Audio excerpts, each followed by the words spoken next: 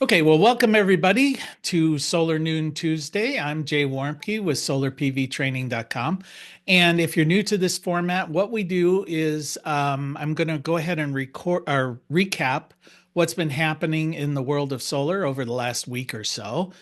There's been a lot of stuff happening, obviously. And then we look at some of the events that are coming up, conferences, webinars, and the like. And then we go into a deep dive for about 20 minutes, half an hour, depending on our time, on something that's of interest within the solar industry.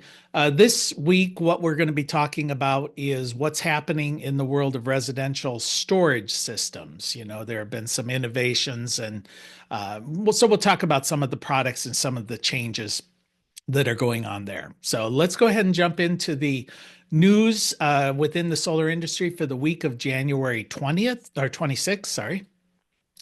And just the first item is the US added a record breaking 9.3 gigawatts of new solar module manufacturing capacity in the third quarter of 2024. Now, the total US module manufacturing capacity is now somewhere over 40 gigawatts. I saw 40, I saw 46, I saw 47. Somewhere in there. And a lot of this is due to the domestic content incentives that are built into the Inflation Reduction Act that was passed in August of 2022. A recent report from CEA, the Solar Energy Industries Association, said that as of now, the US actually has theoretically the capacity to produce all of the modules that are being consumed domestically in the US. But as we'll see, theory and reality often collide.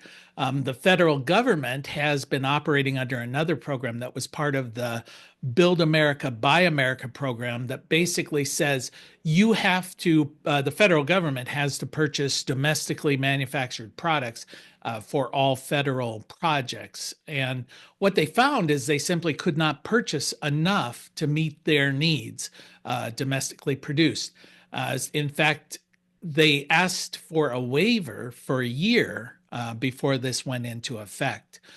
They did state that although the capacity is there theoretically, that actually the US only produces about 25% of the nameplate capacity that are touted in these studies. A lot of this is due to foreign competition. It's due to workforce shortages and also due to outmoded equipment in a lot of these plants. They're trying to use old equipment. The DOE has estimated only about 25% of the capacity is actually available for production.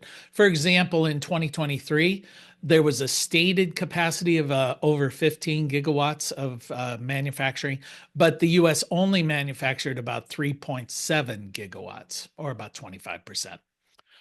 Q Cells has announced that they've achieved a new world record, reaching 28.6% efficiency in a tandem silicon and perovskite solar panel. And they said that this process is scalable for actual manufacturing. Tandem cells basically stack a layer of perovskite on top of a layer of silicon, and the different layers absorb light waves at a different rate, and so they get enhanced efficiencies. Now, Q-Cell's not announced yet when their tandem cells will be on the market, but last September, UK-based Oxford PV began selling the first commercially available tandem solar cell that's out there. So they can be purchased actually today. Their efficiency is about 24.5%. This all compares with regular silicon panels that have as of 2024, an average efficiency of around 21%. And just as an add-on, the Shockley quasar limit for single gap silicon panels is somewhere close to 30%, 31.5%. So these perovskite tandem panels are going to extend that considerably. President Trump's first round of executive actions, that's on everyone's lips at the moment, will certainly have a severe impact on the wind industry, as well as the EV, the adoption of electric vehicles. But so far, none of these actions have specifically been put in place to adversely affect the solar industry. Maybe too soon to sigh a breath of relief there, but Trump's, for example, he had an order that declared an energy emergency. He specifically excluded solar as in the definition of what is energy or what are energy resources. These other energy sources, fossil fuels, pretty much all, are going to get expedited approvals and permitting as part of that order, but solar was not mentioned in any way. Also on Monday, Trump halted disbursement of all funding from the Inflation Reduction Act, as well as from the Infrastructure Act. Although it's unclear if this halting affects funds that have already been allocated, but a lot of funds, there are projects in the pipeline that have not yet received their allocation, and that's certainly going to affect it. For those that have not already been allocated, he did say that he wants the director of the National Economic Council, as well as the director of the Office of Management and Budget. They have to review these and sign off.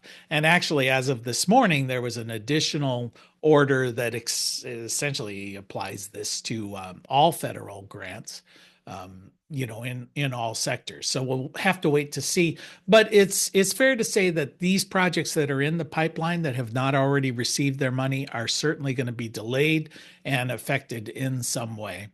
Now, critics of these actions have pointed to the Impoundment Control Act of 1974 that specifically prevents U.S. presidents from blocking spending on funds that are already appropriated by Congress.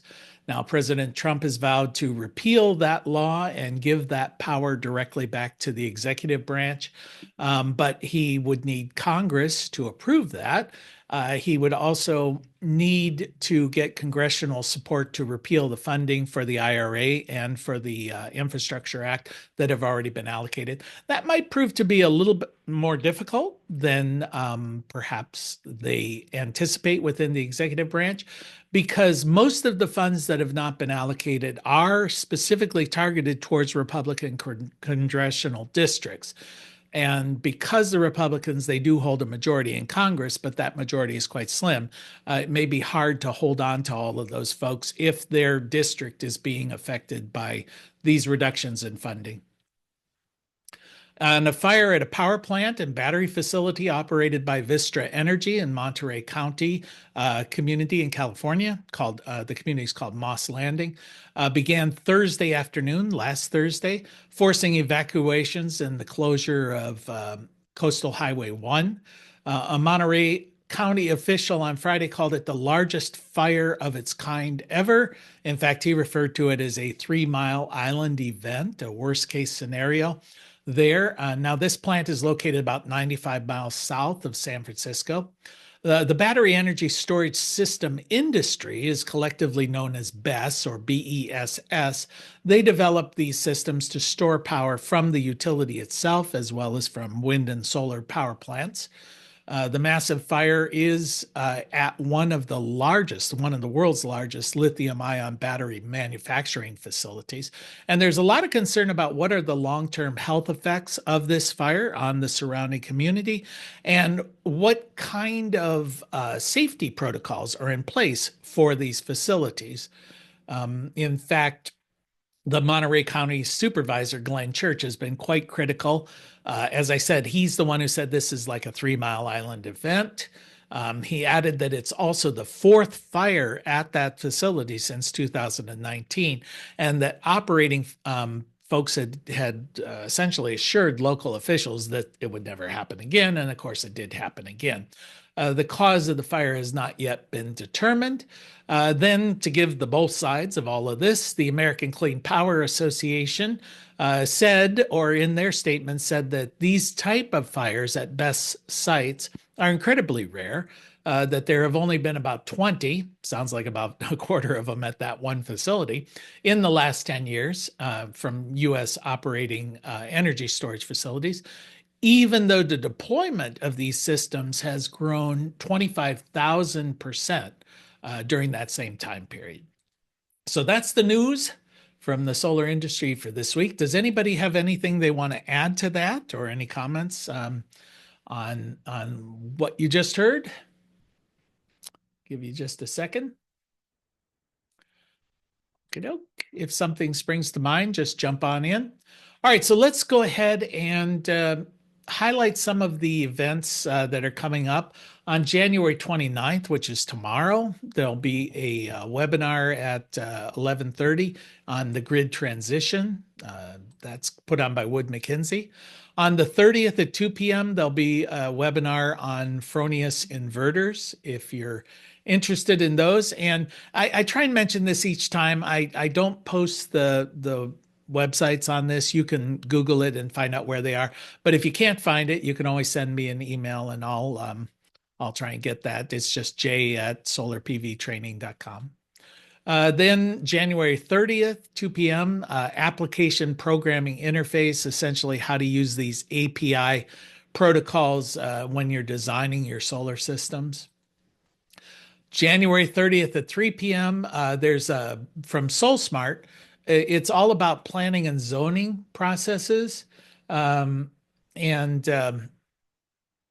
I actually signed up for this one. I'm interested in it because I've been grumping at our local zoning officials to see, and so I want to see what our best practices as far as what they're saying. And then February 11th, 12 p.m., noon, optimizing solar design. That's coming up from Solar Power World. And then there's some conferences here. Power Gen International is going to be in Dallas, Texas, February 11th through the 13th. And then we have RE Plus, or Renewable Energy Plus Northeast. It's going to be in Boston, Massachusetts, February 12th through the 13th. February 19th, there's a webinar at 2 p.m. on solar on metal roofs, if you're so inclined. And then Intersolar is going to be held in San Diego, February 25th through the 27th. And March 24th through the 27th, NABCEP will be holding their event in Reno, Nevada. That typically sells out, so if you're interested in going there, you might want to register early. And then, of course, our shameless plug for our own things on solarpvtraining.com. We have in-person classes and online courses that are available, and textbooks, including the 9th edition of the Understanding Photovoltaic. This is on residential systems, basically the design and installation practices for residential systems. So that's all the events I had figured. Anybody have anything they want to add to that list? Give you just a second. And while you're doing that, I saw a chat pop up as I was speaking, asking how our Earthship did in the recent cold weather. So that it does pretty well. I mean, if you're not familiar, Earthship is a building made primarily of rammed earth inside tires. It's effectively a buried home. So yeah, the temperature within the building doesn't vary based on the outside temperature. It can never get below about 50 degrees Fahrenheit. So even though it was minus 10 degrees outside, really it always stays at about 50 degrees inside at the coldest. And then we have a wood stove that will heat it up to about 70 degrees, assuming you stay after that wood stove. I will say the only thing we get when it gets super, super cold is the outside of the building pops, and, there's all that kind of thing, I guess, metal and wood just letting us know that they don't like that cold, but it really doesn't affect the inside. So thanks for asking. We stay toasty. All right. Assuming nobody's got anything here for me, everybody being shy, I'm going to go ahead and jump into our topic of the day. And I just thought it would be a good idea because we've mentioned several times that battery systems within residential is becoming more and more of a thing as folks install at the residential level. And there are a lot of reasons for that. I'll highlight some of those, but I just thought it'd be a good time to start a conversation on this, tell you what I've what I've looked up and found, and then maybe some folks who have experience with this can pop in and give us a little more. Um, and the first thing I wanted to highlight is the standard that deals with these systems. And should reiterate, a battery bank, even in a residential home, is not just a battery. With today's marketplace, there are a lot of different things in that battery bank. There's control units. Typically now these systems are all going to be lithium ion. Just a few years ago, we were really dealing with lead acid batteries as the big issue. And some of these rules are still focused on lead acid batteries. So they're getting a little bit antiquated, but there's still a fair number of these things out there in the marketplace. So the release of gas, explosive gas from lead acid, like hydrogen gas buildup, is an issue. But a lot of what they're looking at in the UL 9540 is dealing with lithium ion. That's kind of the outwardly focus. And we've all heard that lithium ion batteries have this tendency, if damaged, to have thermal runaway, where essentially one cell will overheat, burst into flames. It can then impact the adjoining cell, and so on and so forth. So there is these battery systems must meet the requirements that are outlined under UL 9540. That's a manufacturing requirement. So I do mention this because there are systems out there on the marketplace that do not. And so don't buy them, don't touch them. You know, they're first off, they're illegal in the United States to install those. And there's a new protocol called UL 9540A, which has caused some confusion. It's a test within the 9540 certification, and some of the manufacturers are saying, okay, we did that test, therefore we're good, but they're not really UL 9540. They use wheels of words that make it sound like they are, but they're not, so be aware of that. Then we have the NFPA 855 standard. That's talking about placement of batteries. So oftentimes they will require that there be at least 3 feet between the battery units. And the reason for that is if there is thermal runaway within one of the batteries, they don't want it to keep spreading from one unit to the next to the next. So oftentimes people will get, these battery packs where you might have, for example, an N-phase 5 kW kilowatt hour battery, but the system will take up to 8 of them, I believe. So for you would have to separate those by a distance. Now, 3 feet is what's required under NFPA 855, but if the manufacturer has met the testing requirements and gotten approval, you can put them closer together, but that would be in the spec sheet of that particular product. Another thing that's contained within all of this equipment is that there's controls for the battery, but there's also with AC coupled systems, there will be inverters involved as well. Because with an AC system, you're generating power at the array, which is DC. It's then converted to AC, and very commonly this would be like in an N-phase system where there's a microinverter connected to the panel. So the power coming away from the array is AC already. Well, then if you want to incorporate a battery, you've got to then convert that from AC back to DC to store in the battery. And then you've got to reinvert it from DC to AC to use it in the house. So these battery packs will typically incorporate an inverter in that pack along with all of the various controllers, charge controller type, the battery management systems that are built into them. If you've got a DC coupled system, then there's no inverter. Everything else is there. But in a DC coupled system, you're taking the DC power. It is then put directly into the battery. So it's a DC to DC. And then the power that leaves the array and leaves the battery bank go through a inverter So there's only one.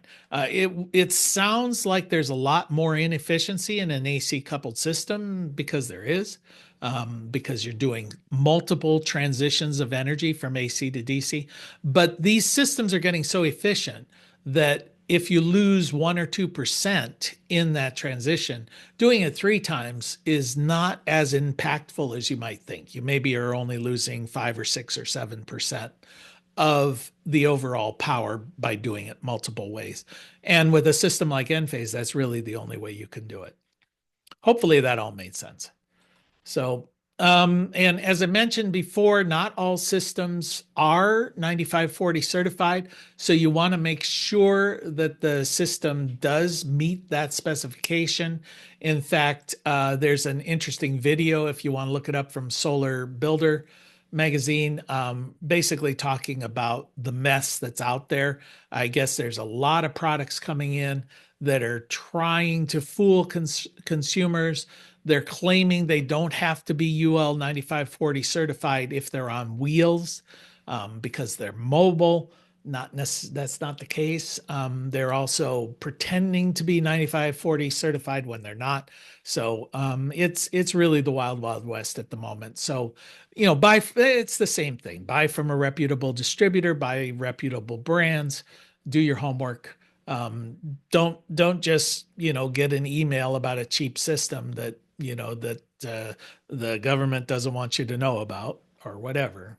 Those are always, anytime they say you're not supposed to know about it, it's usually a red flag. So um, often promoted by a Nigerian prince. What do you know? So anyway, the growth of the residential storage market, we've seen today, as of 2024 anyway, the last part of 2024, about 40% of all new installs here in the US are putting batteries into their installation at the residential level. That's quite a change. You can see that the growth has followed a good trajectory there. And one of the predictions we did last week, when I was talking about what we would assume would happen over the coming year, I think we're starting to see this trend occurring where people are just going off grid. Because the utilities are making it so difficult, by imposing access fees that are large, by giving you very poor compensation for net metering. They're really making it more and more desirable to just simply say, I don't need the grid. So that is a trend I think is going to continue for a while until the utilities, decide that they should be selling you something other than just energy. They should be selling you connected services, connected energy services. Yeah, Peter, you got a question? Comment. I think there's also a trend, or at least I've been communicating with people locally here in Wisconsin, of being on the grid but buying nothing from them except a small amount of electricity in November and December when we tend to have extended overcast. Yeah, I think that's for sure, but I think the grid will react to that by simply jacking up just the connection fees, just Mhm.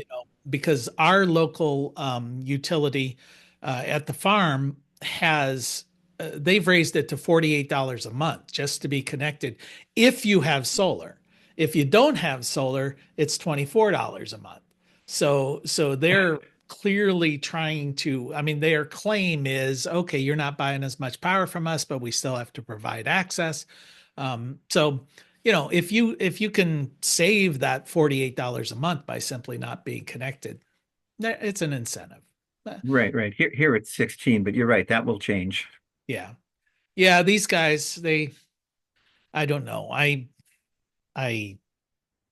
well, I was going to say I hate to disparage the utility industry, but actually I love to disparage the utility industry. So anyway, it just reminds me so much of back during telecom deregulation when the Bell company was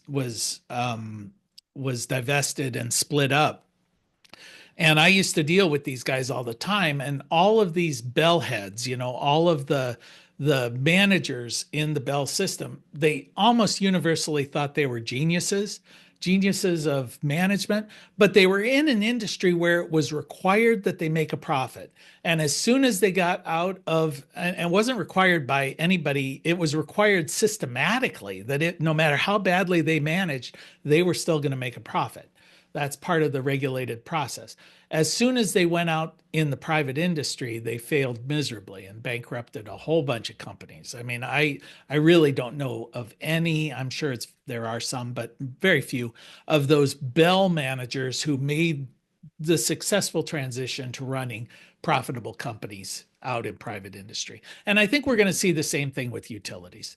Eventually, we're going to see a regulated side of the industry and a deregulated side of the industry. And the regulated side will always have difficulty competing um, because of their management from one end, but fairly they will have restrictions placed upon them by regulation that the other industry doesn't have to deal with. So we'll be fair to them in that respect. They'll be basically competing with one hand tied behind their back. All right. So, what are some of the reasons why this industry has been growing so dramatically? Well, we see the net metering policies, as just mentioned, used to be in the early days of all of this net metering that your meter ran backwards, your meter ran forward, and you paid only the net amount. That's where the net metering term comes from.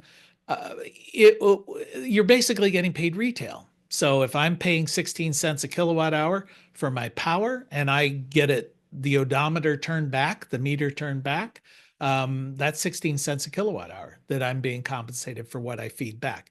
Well, that's kind of a thing of the past now. Some places it still happens, but it's being whittled away and very quickly. Now what they talk about is avoided costs. So basically they're going to charge you retail, they're going to pay you wholesale.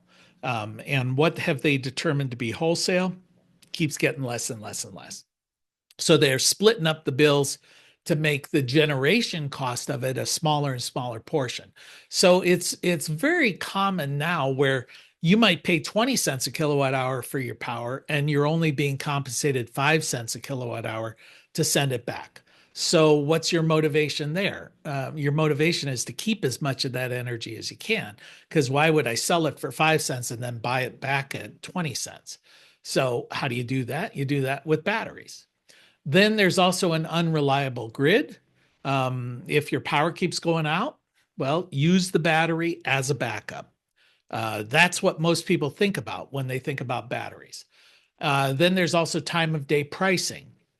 Time of day pricing is, at its cleanest form, there would be like three levels where you get high demand, mid demand, and low demand. So, for instance, they may charge you 12 cents a kilowatt hour during low demand, 16 cents a kilowatt hour during medium demand, and 25 cents a kilowatt hour during high demand. So, in those cases, you want to store the power and use it when it's high demand. And in today's world, high demand is typically in the evening as soon as the sun has gone down. So it's those evening hours from say 6 p.m. to 10 p.m. in there. That's going to be the peak demand. Used to be it was the middle of the afternoon when air conditioning was running and people were running electric at their office and at their home. But with the advent of solar, middle of the afternoon is when production is at its peak. So that peak load is shifted to the evening. So how would you deal with that? Well, buy the power or store the power you're generating from your array in the afternoon and then use it in the evening. So all you're doing is shifting that power supply by a couple of hours. Then there's let's see, unreliable grid, net metering, the time of day. Yeah, lower cost of batteries. We're seeing that fall dramatically, and I've got some numbers there to show. Somebody in the chat just reiterated they're paying 20 cents kilowatt hour for their power and getting 3 cents a kilowatt hour when they net meter. So that's clearly fair trade practices. All right, then we have the EV charging as a load dump. I think that's another reason, perhaps, to incorporate batteries or to use your EV as a battery rather than net metering. So in those cases, what I mean by that is if you've got an electric vehicle and you've hooked it up to your charging station and it's hooked in through your inverter, um, you're not going to charge it until you have excess power that you otherwise would have been sending back to the grid. Now I'm going to use it to charge my EV. So that would be a case where the EV charging can take, however long it's going to take, as opposed to just let's make sure that that EV gets filled up. We're just going to use it as a load dump. Rather than sending power back to the grid, I'm going to use and I'm going to charge my vehicle and not use the grid to charge it. And within these systems as well, and I just threw this in because it's kind of a neat innovation. StormGuard, this is becoming standard in a lot of these EV charging inverters, where they monitor weather reports. And if a storm is coming, they just make sure that your electric vehicle is fully charged, regardless of this load dump situation, so that you don't sit there being cheap about, I don't want to pay full price for this. And then you end up with a vehicle that's not ready to bug out if there's a weather emergency. So it overrides those previous settings. So kind of neat. All right. So as I mentioned, we're seeing it increase, going up, almost 40% now within just, and you can see that dramatic rise in the last year. So why is it rising so quickly? Did the grid suddenly become unreliable? Did all of these policies change so dramatically? And I think a lot of it is really the lower cost, of the battery systems. They're becoming more reasonable. And you can see that this trend here, the batteries is just going to continue on into the future. So as I mentioned with the lower cost, the cost has actually declined about 20% in the last year from 2023 to 2024. You can see it's gone down dramatically. If we look back at, say, 2013, this is the price of a lithium ion battery pack per kilowatt hour. So it was $806. And bear in mind, this is not the retail price. This is the price of the materials going into it. The retail price is quite a lot different, but the price now has dropped down to just a little bit over $100 per kilowatt hour for the average lithium ion battery pack. And to give you a sense of what is the retail price, I found this chart here in the Energy Sage report this year. And from least expensive to most expensive, the least expensive is going to be about $1,000 per kilowatt hour. So they're paying a little over $100 for the raw materials, the lithium materials, and then charging about $1,000 per kilowatt hour. But I don't want to give the impression that's just price gouging, that they're charging 10 times. There's a lot of other stuff in those batteries other than just the raw lithium. So you've got a lot of control mechanisms. You've got, in many cases, inverters that are built in there. So, but I do feel like there's a lot of room for these prices at the retail end to come down and come down pretty dramatically. It would not surprise me. Yeah, as somebody just said, I don't have LG listed there, and they're just not that popular anymore. Yeah, these are the more popular brands that are out there. So yeah, it surprised me. Tesla's the low cost option at about 1,000, and Generac, the high price option, at about $2,000. So about twice the price.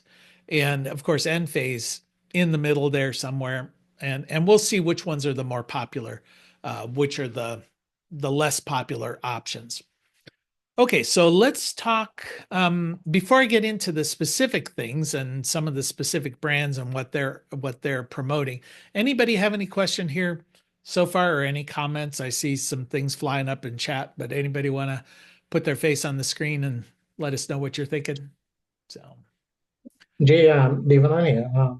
Recently, I was involved in a tendering process with Trinidad on electric buses. Our government have tendered out a project for 40 electric buses to be part of our public transport service. During the evaluation of those buses, I was looking at the energy storage on those buses, all lithium-ion based, of course, but it kind of strikes me as some of the safety concerns that they talk about is very similar requirements that has to be met on those buses because on investigating incident of bus, we found out one battery pack burned on one bus and you have buses packed relatively next to each other and the whole bus depot, you have hundreds and hundreds of millions of dollars. Yeah. During the, so, yeah. Yeah, I think, of course, the EVs, as you're saying, just parking these buses next to each other, you got one problem, you got a lot of problems. But EVs and those buses, of course, are moving, and they do get hit, they do get damaged. So I think we're going to be dealing with that potential of fires, and of course, people are always the ones who don't like EVs. As soon as that happens, yeah, look, they're too dangerous. Looking at that. Of course, gasoline is not combustible. We'd never have a fire that's involving gasoline. So it's sort of like with our Earthship that I mentioned. It's made out of tires, and people come visit and they go, "Well, don't tires burn? Aren't you afraid of that?" And I'm like, "What do you make your house out of? Wood? Doesn't wood burn? It's like so. Let's put the risks in perspective. Yes, everything has risks. Some of these batteries, like the LiFo or I'm going to get it wrong, but lithium iron phosphide are, yeah, they are less combustible, less prone than the what is it, NCM, nickel, NMC, nickel, magnesium, cobalt. Anyway, so they're making improvements in these all the time, but there's always going to be risk. There's always going to be risk there. All right, so let's look at the Enphase system. We've done some programs about Enphase. The battery specifically I wanted to look at, but the whole program, one of the downsides with the Enphase, it's a good system and very, very popular, but many of their improvements that they make as they go from one product to the next end up then that the systems are no longer backwardly compatible. So the innovation that they made with the IQ8 series with sunlight backup, that made it not compatible with some of the earlier microinverters. Now with the batteries, they went from what was basically the 3T, 3 kilowatt hour batteries, and then they would package them three in a box, and they called that a 10 kilowatt hour battery, but it was essentially just three of these threes. Now they're going with the 5P, I think it is. And the 5P is, you can put up to 8 of them in these systems, but they went to a wireless protocol. So these things now communicate. They went from a wireless to a wired system.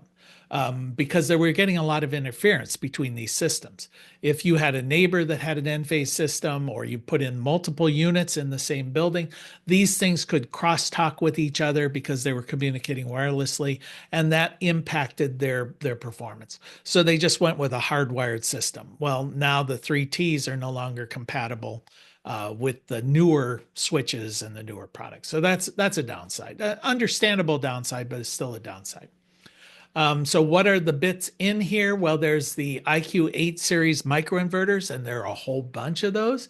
One thing I just learned to my detriment here recently, I think I may have mentioned it before, is always the IQ7s and before, the microinverters were three-phase and single-phase compatible.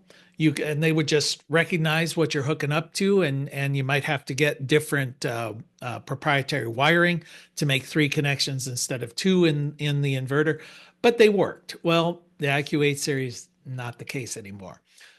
Now, if you're going to do a 3-phase system, you've got to purchase the microinverter that is specifically designed for 3-phase, as opposed to just hooking up whatever one you had. Not a problem if you're plan for it, but like most of my life, I didn't plan for that properly. Okay, the IQ battery is the 5P now, so that's going to be a 5 kilowatt hour battery rather than the 3.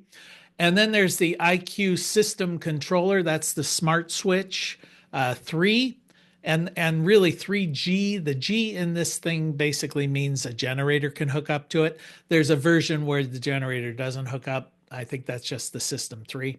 And then there's the combiner box 5C. The C just means there's a cellular modem or the communication is built in. There is a combiner 5 that doesn't have that. I wish these numbers matched up, but they don't. So you got an 8, a 5, a 3, a 5, so you just have to keep track.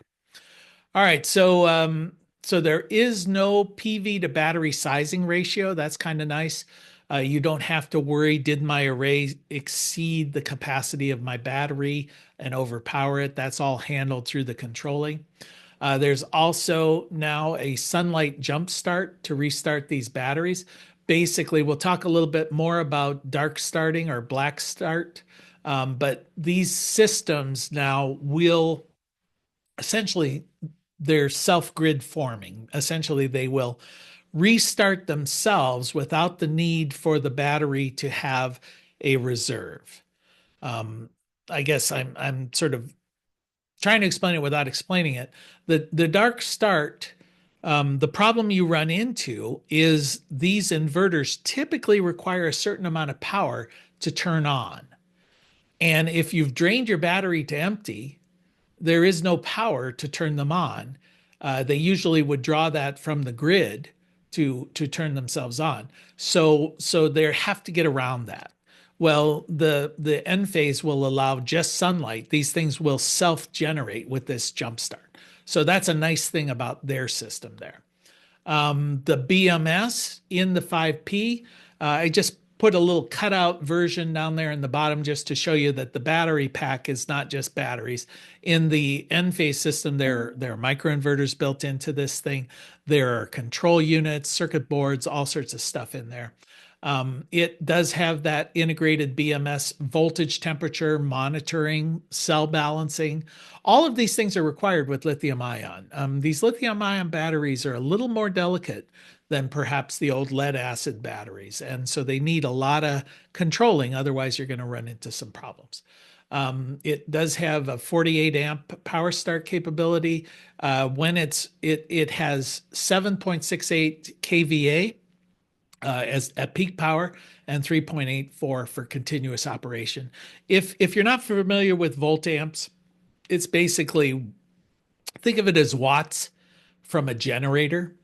Watts are energy consumed. Well, energy produced is usually volt amps. But since watts equals volts times amps, you can just think of them as the same thing. They're not the same thing, but you can think of them that way. And this is a lithium iron phosphate battery. So an LFP, I think they call it, for lithium ferrous phosphate. Well, I've got a slide here that explains the difference there. All right, the 5P, it is AC coupled with a DC battery, of course, built in there. Bidirectional microinverters that are built into that unit has about a 90% round trip efficiency. What we mean by that is if 100 watts goes in, 90 watts will come out. There's a certain amount of loss when you store power into a battery and then reuse it. Most of these systems, when I was looking at them, they come in around 90%. 90%. Some are a little better, 93. The old lead acid batteries, I think we always used to figure about a 15% loss as part of that. So it's a little better. And this one, the input voltage of 76 volts. And another thing that I found interesting with the N-phase is if you look at the SKU numbers on these products, if it has the 3 letters DOM, basically means domestically manufactured. So it meets the domestic content requirement that's built into the Build America, Buy America Act. I tried to find out if it meets the domestic content of the IRA incentives for domestic content. They were a little less clear about that. They basically said talk to your accountant, which is weasel words for, I don't know, that's so storage, Solar Edge I brought these guys up second because when you talk about systems, it's always been Enphase and SolarEdge battling it out for predominance within the residential marketplace here in the U.S. Well, there is some confusion in the world of SolarEdge. For a long time, SolarEdge just partnered with LP Chem, or LG Chem, sorry, and they were like sold together. So LG was making the batteries, SolarEdge was making the other products. A few years ago, SolarEdge announced that they were going into the battery industry as well. When I looked at the spec sheets at that time, they looked like they were just LG batteries under a SolarEdge name. But apparently that's evolved, or maybe it was never the case. But then in November of last year, SolarEdge announced that they were closing their energy storage division, which most people who read that, including myself, took that to mean, oh, we're no longer selling batteries. But that's not what they meant. It really meant that they were shutting down something that they were doing in South Korea for the most part and firing 500 employees. And then they came back and said, hey, we're still making batteries. And in fact, now they're US made, so in theory, these things will meet the content requirements for domestically made batteries. So they're still out there, but I think there was some confusion about whether SolarEdge was actually making batteries. Well, they still are. They have the integrated battery management systems. Of course, all of these lithium-ion batteries will. They communicate wirelessly. That's, except for Enphase, I think that's kind of the norm. Excuse me. 9.7 kilowatt hour capacity, 7.5 peak power, and 5 kVA continuous power. So again, I'm just making an assumption, the difference, but essentially 9.7 kilowatt hours is its energy capacity, how much is stored in the battery. And then these peak power and continuous power, that's how much the maximum power draw is at any one time. So in other words, you can run 5,000 watts of stuff from this battery continuously without a problem. That's the continuous power. How long you run them? Well, if you were running 5,000, you would run it for almost 2 hours. 10 kilowatt hours would be 2 hours. Yep. And then this is NMC, nickel, manganese, cobalt, as its composition. They're still lithium ion, just a different composition. Now, as somebody just pointed out, the NMC are used often in vehicles, in electric vehicles, and the LFP, the lithium iron phosphate, used in stationary. Not 100% the case. As you'll see, a lot of these batteries use NMC. So what is the difference? Why do one over the other? When it comes to energy density, the amount of power that can be stored based on its weight, the NMC comes out ahead a little bit. That might be an advantage because especially for vehicles, you want to get more power for less weight. That way you get more miles.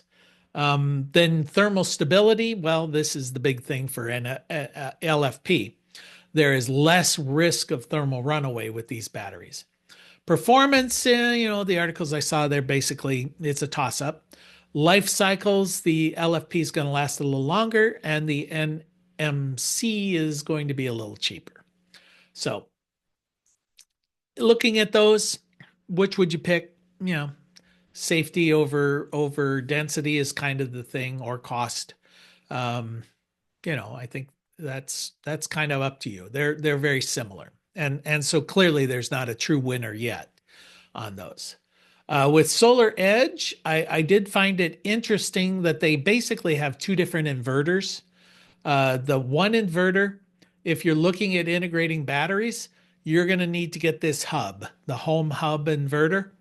It used to be that they had like their storage system that incorporated batteries, and that was cute, the name. But now they've basically gone with their wave inverter versus their home hub inverter. And this home hub, I think, is obviously the big differentiation there is that it is battery ready. It's also electric vehicle ready. I've seen a lot of their promotional materials where they're talking about, the smart charging of your electric vehicle, and all of those kind of things would have to go through that. Their wave inverter, that's the traditional inverter that they've been selling for the last, half dozen years or so. If you bought that, if you have that, you cannot integrate the batteries into it. That's my understanding anyway. Okay, any questions about Enphase and SolarEdge at this point? Just give you guys take a rest there for a second, give you the opportunity to chime in if you so desire, because one of the advantages of this format is it can be interactive. Okay, then going on to LG. Somebody was asking about LG. I threw it in here. The LG 8 energy storage system. It's now AC coupled. So that was interesting. That was a big change with the LG battery. Used to be just a battery. Now it's AC coupled. Integrated BMS. So the AC coupled, of course, will have its own inverter built into it. It's pretty large battery, 15.8 kilowatt hour capacity, and 9 kVA peak power, 7.5 continuous. And this particular battery, to deal with the dark start or the black start situation, actually builds in a reserve. So it's got 1.4 kilowatt hours built in reserve to deal with the dark start or manual dark start capability. So essentially, it just reminds me of the mechanic who always used to tell me with our Toyota, a quarter tank is an empty tank. Don't go below a quarter tank because, the gas pump was in there and it would fry. So this is basically saying a quarter tank is an empty tank with this battery. It's going to hold a reserve so that you can restart the inverters even when the battery is theoretically dead. It's not dead, but they're not going to let you use that power. And it is a nickel manganese cobalt battery. So it is that type. So speaking of that, what is black start? Yeah, I see you, Devanan. Were you raising your hand or just? Yeah, we have a shall wait until I finish. I just sent you a link for a battery manufacturing company in the United States. When you get a little chance, you could probably just check them out. I sent it to you because they were in Trinidad about a month ago, trying to develop a relationship with some companies here Okay. in terms of the product development. So you can just take a look at it whenever you get a chance. Okay. What is the name of the company? So people who The don't name, have I the, think it's in the message is called Lighten, Lythen, Lythen. okay, like Lithan or Lethan. Yeah. Okay. All right. Good. Okay. So what is Black Start? This particular company, LG calls it Dark Start, but Black Start, and this happens with power plants. It happens with your inverter. There's a certain amount of energy that's required. So the power goes out, the battery turns on, the battery drains to empty, but now you can't start it because you need power to start the inverter. So that's a quandary that these guys run into. So for instance, let's say that you have a battery backup system that does not have this capability for black start, and there's a significantly long power outage. You may drain your batteries down to nothing. The sun may come back out, but you can't harvest that energy because you can't turn the inverters back on. It's looking for that grid signal to operate, and there's no power to generate that. So that's the issue. And so a lot of these battery manufacturers are trying to address that. Enphase has it with sunlight. The inverter will work just from the sunlight and will form the grid.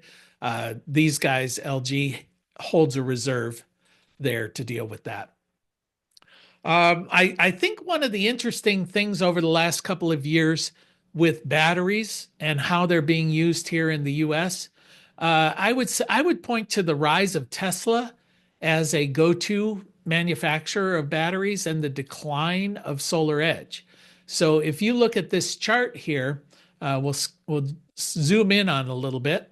You'll see that the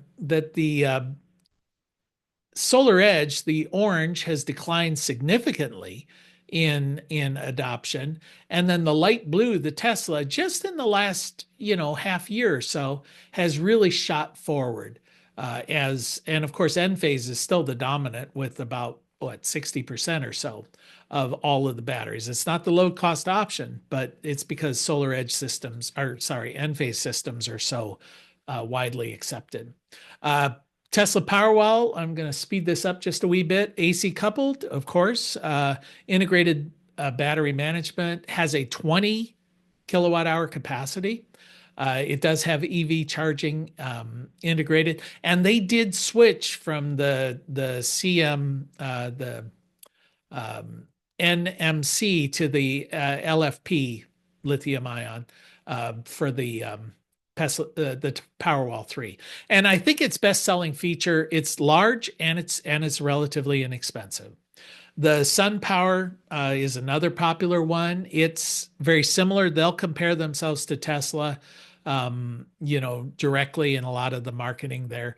It's big. It actually comes in two different models, which is why these things range from 13 kW to 19.5. They come with either 2 modules or 3 modules contained within the battery. So you get, and this is an LIP format there. And then Hoy Miles, which has been trying to make inroads against Enphase in the microinverter world, they actually now offer a AC or DC coupled option for their battery systems. And their system incorporates a hybrid inverter as part of it. So you go through there, whether you're doing a DC coupled system, they argue, okay, if you're retrofitting, go with the AC coupled. If you're starting from scratch, go with the DC coupled. And then their battery bank, they offer a battery, but they also are compatible with other battery manufacturers as well. And the thing that I found interesting from these guys is they do in their coupled system, in their hybrid inverter, you can operate in self-consumption, which is basically use as much of it as you can without sending it back. Economy, which is essentially time of day pricing adjustments. That's kind of how you set these things for that. Full backup, which is when the grid goes down, I've got backup. And then they do pure off-grid. So you can just be off-grid using this system as well, which is kind of an interesting option. Most of them are going to these three, self-consumption, economy, and full backup. Not the standalone. That will be interesting to see if more and more of them move in that direction. And I think that is it for my preview of what's happening in the world of residential batteries. Give you 1 minute if anybody's got a parting thought. Anybody? I think with the solutions with some systems with AC coupling with block start is you can have a combination AC DC coupled system set up, and Yeah. that go along with to solve the problem. Yeah, that's what Hoy Miles is doing. And come up with a system that can either be AC coupled or DC coupled systems. All right. Okay. Well, that said, we'll call this one to an end, and hopefully I'll see you guys all next Tuesday. Take care.